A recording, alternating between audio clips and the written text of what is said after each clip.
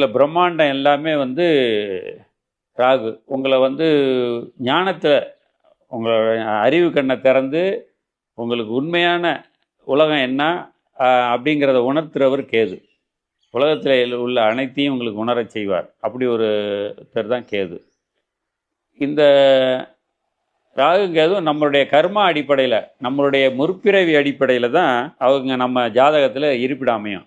முற்பிறவியில் நல்ல விஷயங்கள் நம்ம பண்ணியிருந்தோம்னா இந்த பிறவியில் நம்ம ஜாதகத்தில் அவங்க நமக்கு நல்லது செய்யக்கூடிய இடத்துல இருப்பாங்க. முற்பிறவியில் நம்ம பாவம் பண்ணிட்டு வந்திருந்தோம்னா அந்த பாவத்தை கழிக்கிறதுக்கு எங்கே இருக்கணுமோ அங்கேருந்து அவங்க வேலையை துவங்குவாங்க. அவங்க வேலையை எப்படி துவங்குவாங்கன்னா, நம்ம முற்பிறவியில் பண்ண பாவங்களுக்கு என்ன தண்டனை கொடுக்கணும்னு சொல்கிறவர் கேது, அதை செயல்படுத்தும் செயல் அலுவலர் ராகு.